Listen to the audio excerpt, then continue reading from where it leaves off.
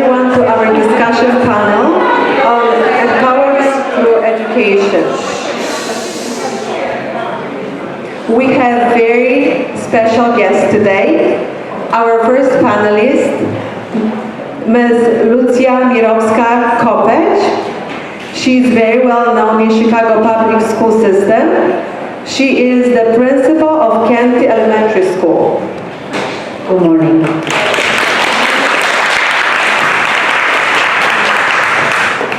Our second panelist is Monika Nalepa, an associate professor of political science at the University of Chicago. She is the author of many articles and an award-winning book called Skeletons in the Closet. Thank you very much.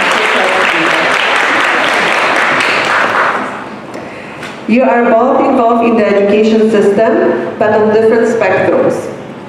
Please tell us about the roles you play at your respective schools and your interaction with students. Would you like to start? Okay, I will start. But before I answer your question, or try to answer your question, I would like to first express my extreme appreciation to the organizers of this wonderful event. I hope first, but as Maria said, many to come.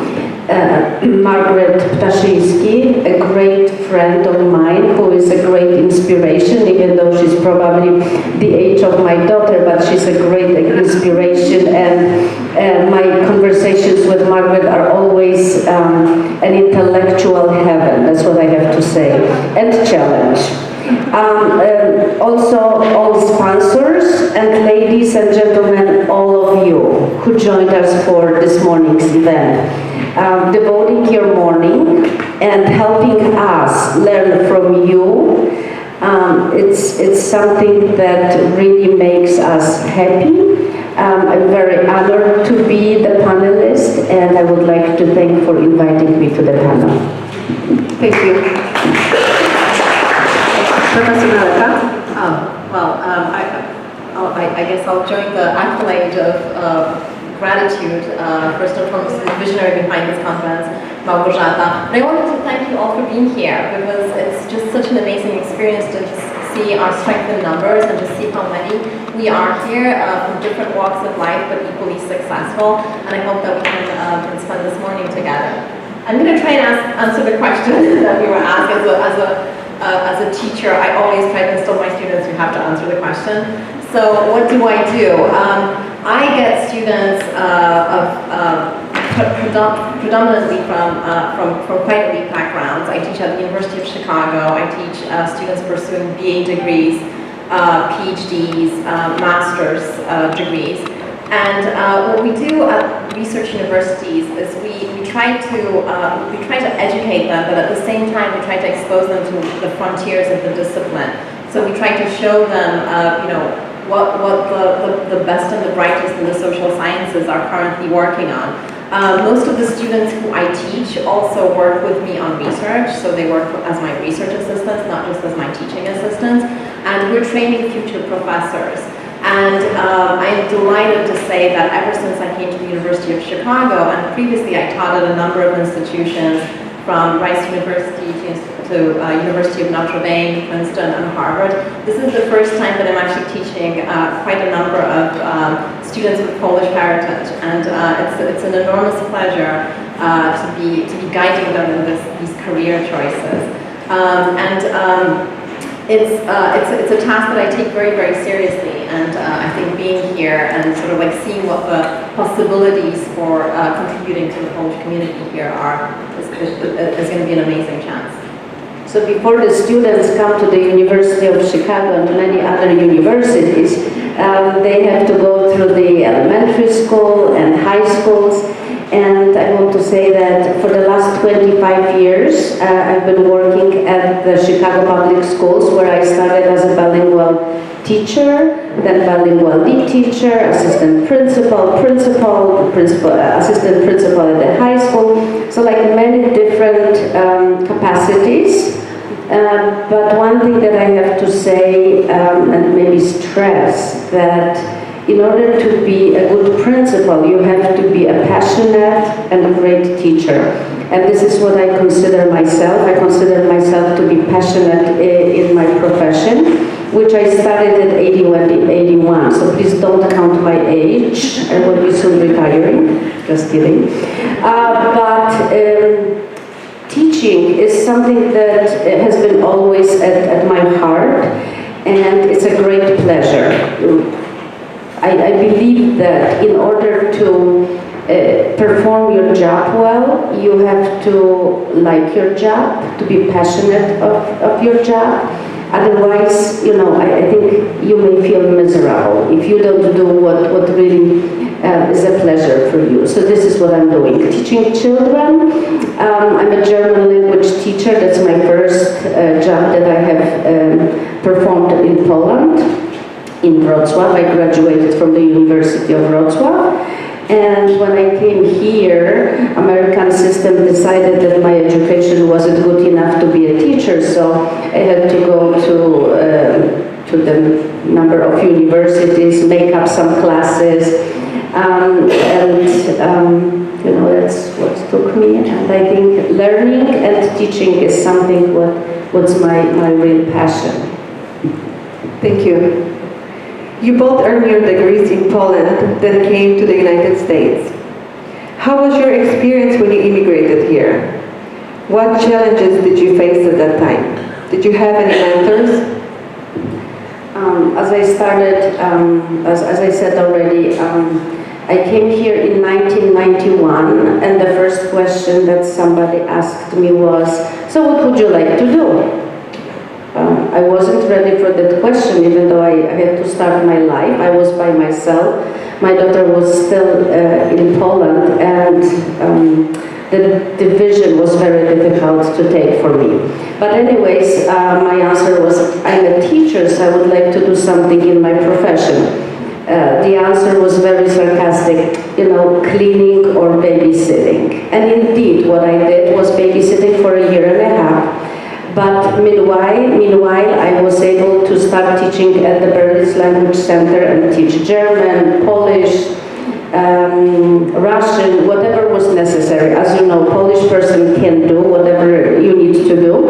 So I was teaching whatever I was needed for. And then opportunity opened, and somebody told me that there are bilingual positions, bilingual teachers positions available in Chicago public schools. It was the time when so many Polish immigrants were coming to the United States, especially to Chicago, and our schools were, let's say so, full of Polish students. So they needed Polish bilingual teachers. That's how I started my career in Chicago public schools. But it wasn't that easy. I already got a job offer, went to the Board of Education, and then I found out that you have to have American license, which I didn't at that time even know what it is. So, I had to take some tests, I had to acquire the license, and I did. I started in 1992 teaching at Edwards Elementary School on the southwest side, and a friend of mine, Aneta Tomaszewska, is here. We worked together for a number of years at Edwards. Yes, did I have a mentor? Yes. There was one teacher who I met coincidentally, and actually she was the one who helped me write my first resume. I knew how to write życiorys. I didn't know how to write a resume. And that woman actually wrote my resume and helped me with applying for the job. And she was a great inspiration for me as well. Thank you. Thank you so much, Professor Nalepa. Wow, I have to say that compared to that, I had it easy, or so I felt. I came to the United States to start a PhD program at Columbia University. So I applied back from Poland, and I entered what I understood was a 5-year fellowship. What I did not know was that the attrition rate of people who start a PhD degree is much higher and reaches over 50%. I also didn't know that it's very hard to get a professorial job after getting a PhD, and even harder to get tenure. But it seemed that I basically I had a plan laid out for me. But the greatest challenges, I would say, were two. The first one I remember very vividly. The first time I took the train to go up to Columbia University in Morningside Heights. It was January, and I started in the spring semester, so the beginning of January, and I was wearing this beautiful sheepskin coat, the Polish kożuch, which I was very proud of, and I just wanted to sort of accentuate. I wanted to enter in style, and it was a New York winter, so it started raining. I was just so not prepared for it that something falling from the sky could not be snow, but could be rain, and as a result, my sheepskin coat got completely damaged on the way to Columbia University. So when I showed up, I looked like anything but the elegant Polish woman I was hoping to look like. So that was the first challenge. The next challenges just followed one after another, having to read 1,000 pages a week in English, as opposed to the 10 pages that I was hoping prepared to read a week. But I'm not going to bore you with the sort of educational challenges. I'll fast forward to getting my first tenure track job, so completing my PhD and then getting hired by Rice University in Texas. I did not know that you need to know how to drive to survive anywhere outside of New York City. So as a 29-year-old, freshly employed by Rice University, I went to Texas not knowing how to drive, and I bought a bicycle. And that proved to be a very, very poor choice. And in order to survive in Texas, instead of, alongside writing lectures, preparing articles to send out to journals, and starting working on my first book, I was taking driving lessons along with high school students, and basically was terrified that I'm going to fail my exam. So lots of challenges that I think many of our counterparts just don't even realize, because they take things like, oh my gosh, it rains in the winter for granted, right? You learn how to drive as a high school student. Like that's not terrifying to most of my colleagues who are on the tenure track. So the most unexpected things. I also have a very vivid memory from my first year of graduate school when I attended happy hour with students from my cohort, and I thought, okay, it would be great to just like kick back with a bottle of beer. And what I didn't realize is that although my English was good enough now to survive in seminars and to complete readings and to do schoolwork, I completely did not know how to interact in English with my friends from my cohort. And once the subject switched to rap lyrics, I fell asleep. I was sitting at a bar during happy hour. I was tired out of my mind, and I just fell asleep because I couldn't understand the conversation. Yeah, it's interesting. I just recalled one thing that when we started with other friends of mine were Polish teachers too, studies at the Columbia College in Chicago, when they always tell you, so introduce yourself. So our introduction was first name, last name, where you work, done. And then our American counterparts, they were talking, and after like second class, we said, no, we have to start talking about ourselves as well. We weren't prepared for selling ourselves, indeed. So that was one very interesting experience too. Thank you so much for the answers. You both are very passionate about education. How do you share your passion for education and empower others? Have you mentored anyone? What impact has it made on that person and on you? As a teacher, you empower, first of all, your students, you empower the parents, you empower your colleagues. As a principal, all those people as well. So I think I have the privilege to work with very many women and men, Polish teachers, at my first elementary school and at the school where I'm currently. I was able to hire a number of Polish-speaking teachers to my school. Being a mentor is also being a learner. And I have to say that being a teacher, you have to learn every day. And, we all are learning something every day. I consider even this event as a great learning opportunity for myself, not only through meeting you wonderful ladies here, but also through what you're telling us and through our conversations. So yes, teaching is a profession where you interact with other people, where you have impact, outstanding impact on students on any age. And I think it's very important to really think what you want those people to know, what you want those people to become. From my experience as a principal, the most difficult part of my job is not interacting with teachers, students, or even teachers, but with the parents in the first place. Especially, it's becoming more and more difficult every year. Thank you. Professor Nalepa. Hi, so I held off on your question about whether we had a mentor to the second question about who we mentored, because I actually did not encounter a female professor in my graduate education that made a lasting impact on me until I had already finished my graduate education. And I was actually preparing for my postdoc at Harvard University. And one of my advisors put me in touch with a person who held that postdoc in the past, and this was Grzymala, somebody who shares half of your last name. And she was a professor at the University of Michigan at that time. And this was, the reason she was very important for the rest of my career is because she convinced me that I can write a book in a language that's not my own, something that I was very hesitant to do. I felt, okay, I can write articles, I can lecture, I'm going to be one of those professors. But in the social sciences, especially in political science, if one really wants to have an impact, you really have to write a book. And I felt a little uncomfortable with the idea of writing a book in something that is not my native tongue. And she convinced me otherwise, and I'm forever grateful for that.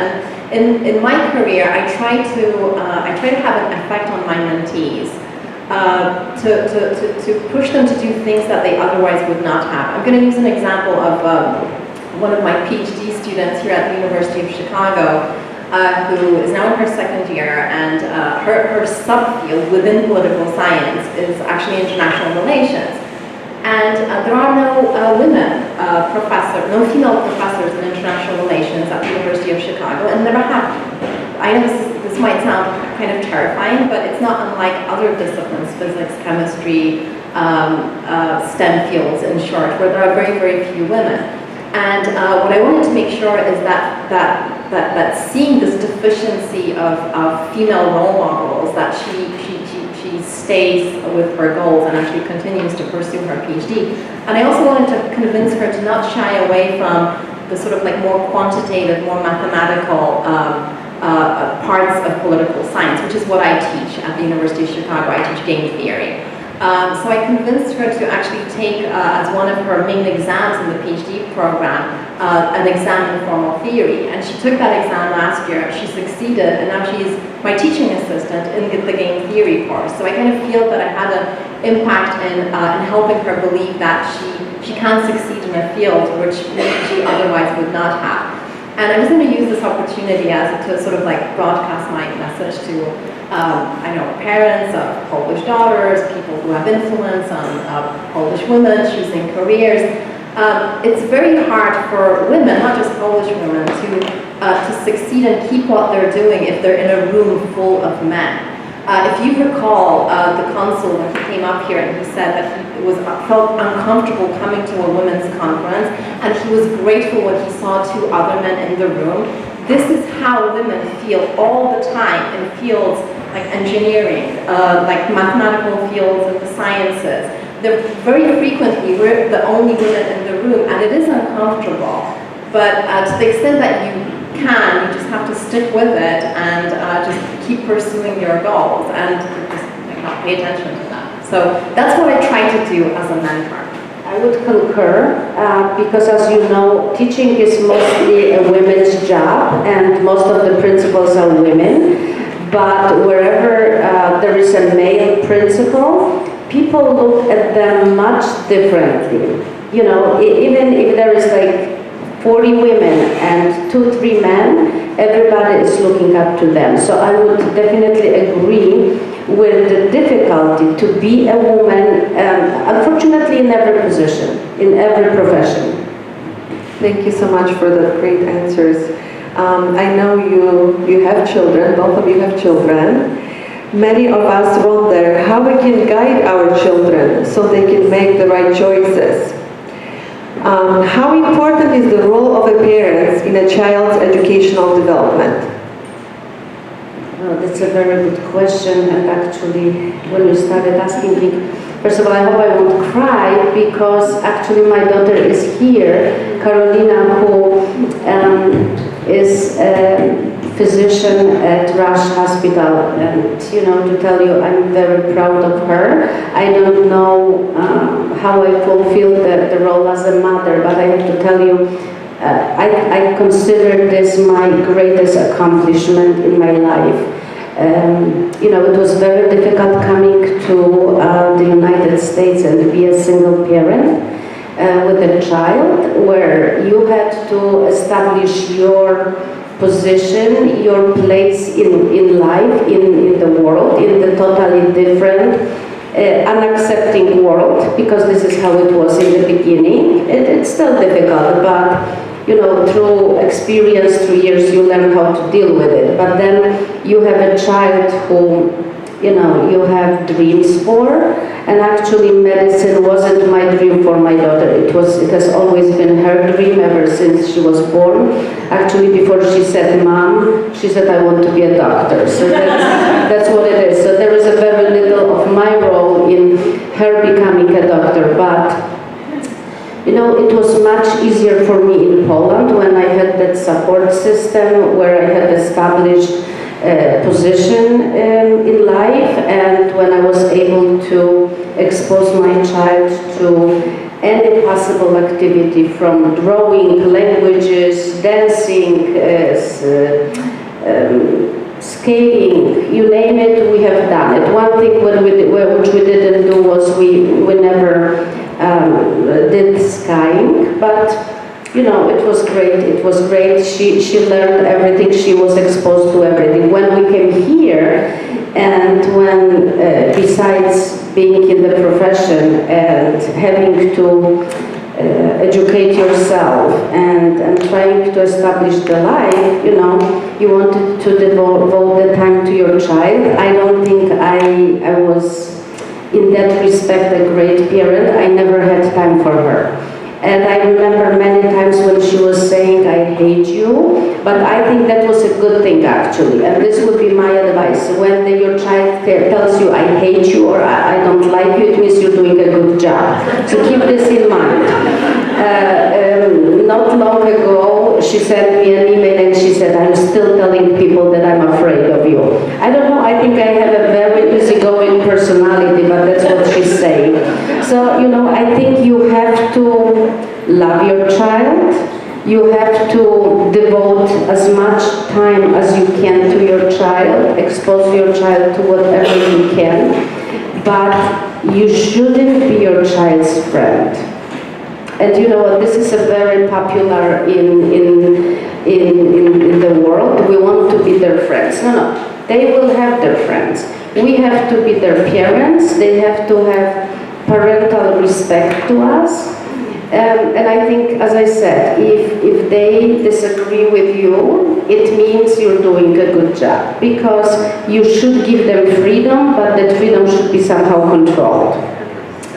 When parents come to me and they say, my child doesn't want to do it. So my question would be, so what? You're the parent, you tell your child what they should do. You know, they will have a lot of opportunities in their lives when they will be making decisions. When they are 7, 6, 8, 10 years old, they should be making decisions at their level, with their friends. They should learn how to interact with their colleagues, how to deal with conflicts with their friends.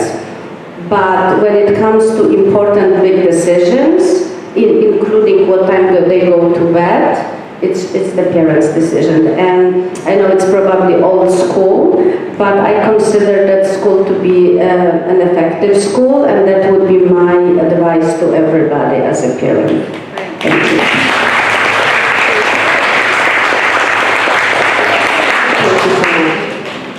Can you write a book? With you, absolutely. I'd be very happy to. I have a 3-year-old, and I was just mentally taking notes of everything that was said just now. Wow, it's some really, really amazing things.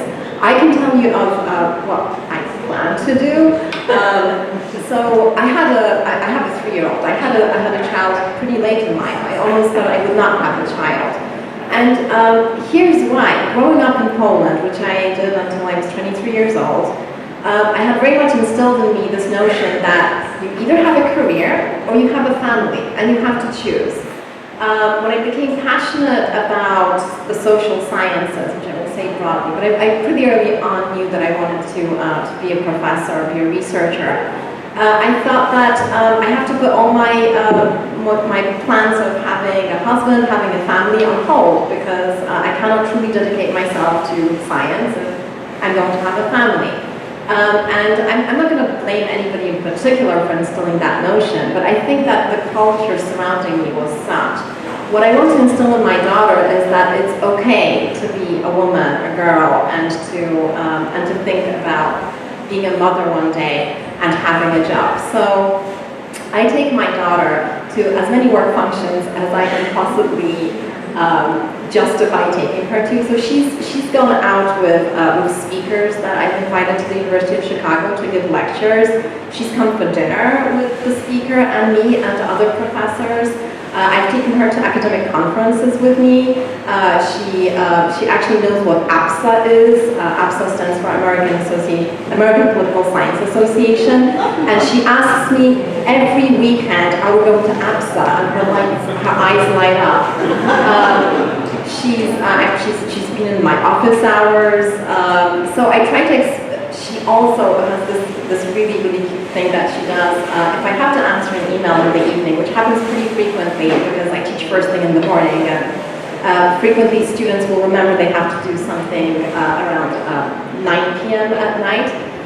If Maya is still up, I will tell her that I have to start working, and that I have to bring my laptop, and she makes a little laptop out of her pillows in her bed, and she starts thumbing the pillow, and she's also working, and eventually she goes to sleep, and I take my work elsewhere. But I don't try to shield her away from the fact that her mother is working. I want her to be proud of that, and I want her to not be tricked into thinking that she has to make the choices that I want her to make. Thank you so much. These days, many young people graduate from college and don't have job opportunities.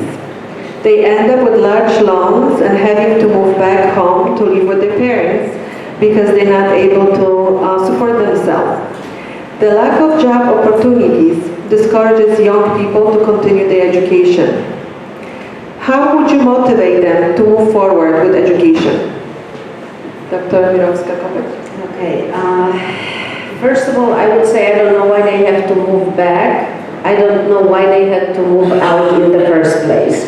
So I'm very traditional and I want to be popular, I know that. I don't believe that kids should go far away from their families, from their hometowns for studies, especially in a place like Chicago, where you have so many great colleges, universities, even city colleges in Chicago or around Chicago. So I don't know why you really have to encourage children to become independent through leaving their families at 17 and 18 years old and go far away for college. So that would be my question. I was very lucky that even though my daughter planned to go to Champaign-Urbana, the last minute when practically all acceptances were, she was accepted there.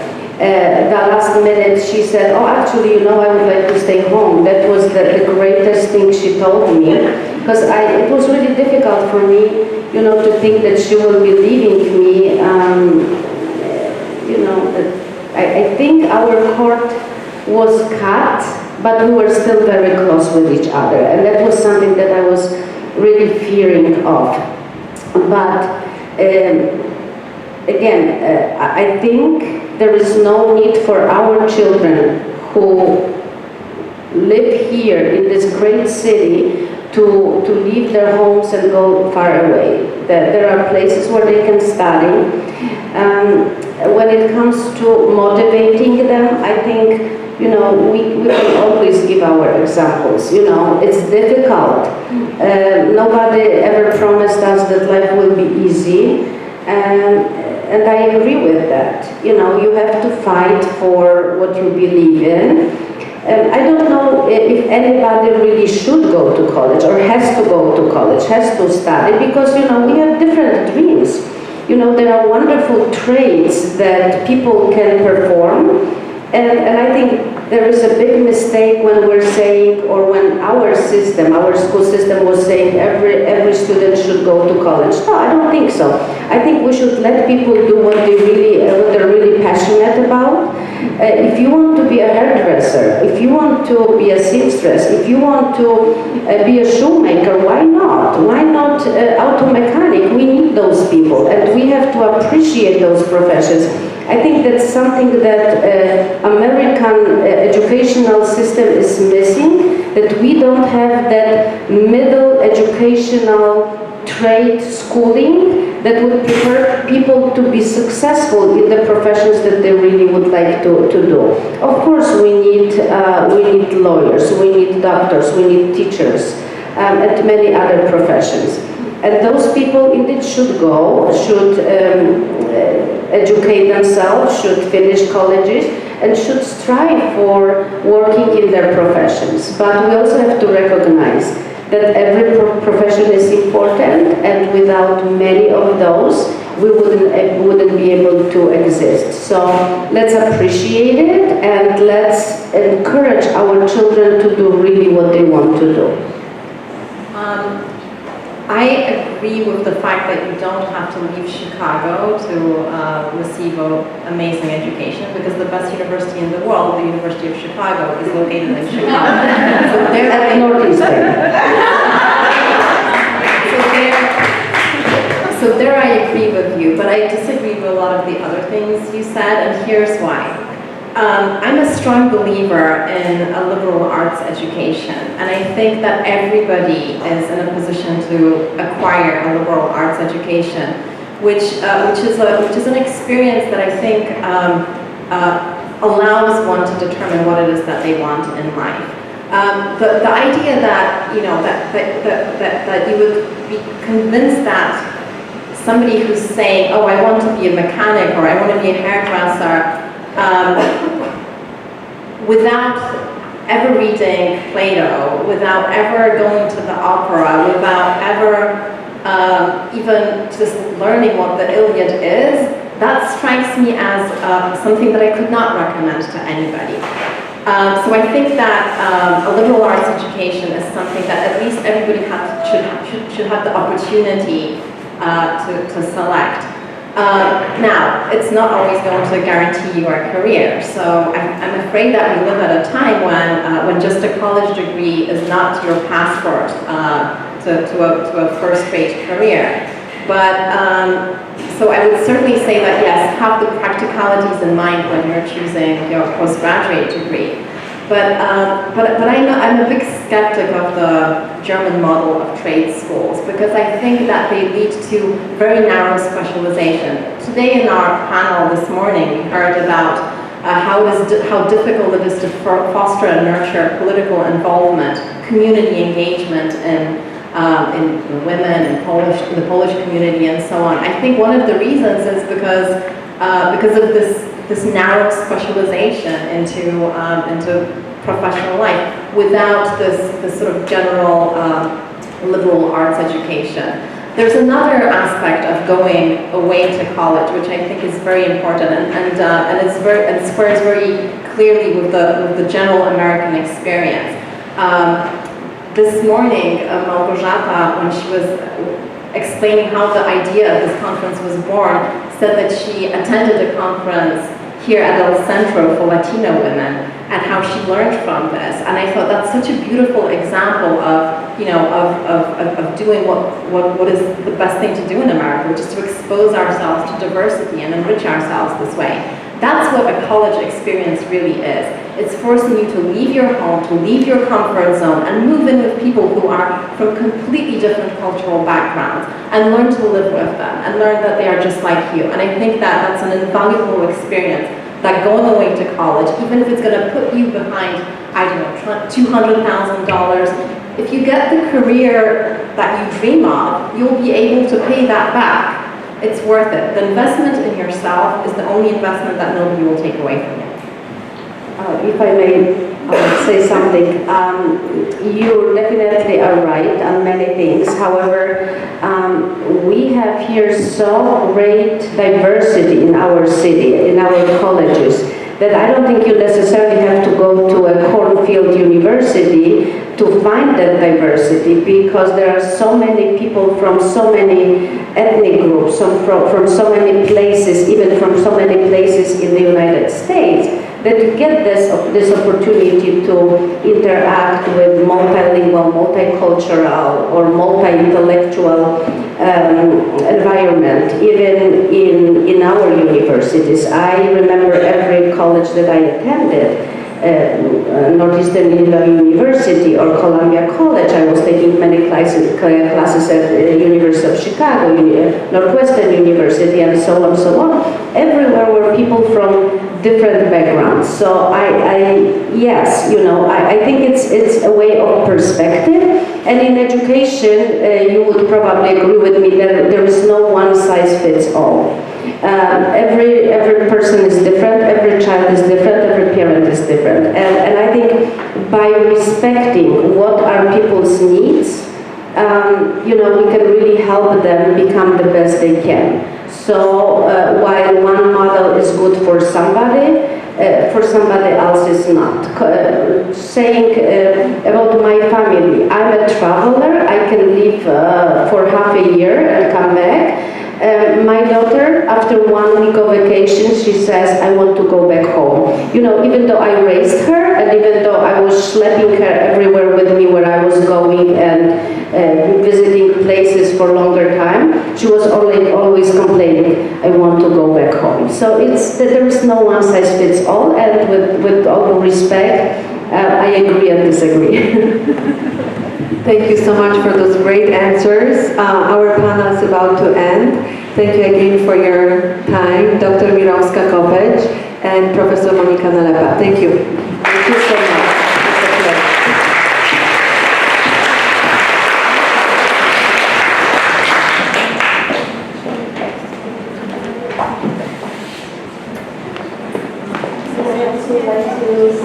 Thank you to our wonderful panelists. Thank you so much for being here with us and accepting the invitation. Thank you so much for the invitation.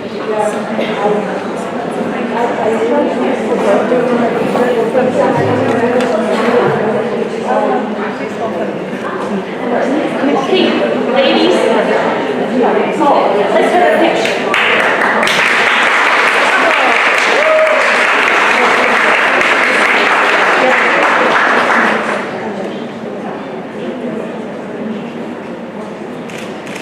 And now we have this wonderful moment when we can have food.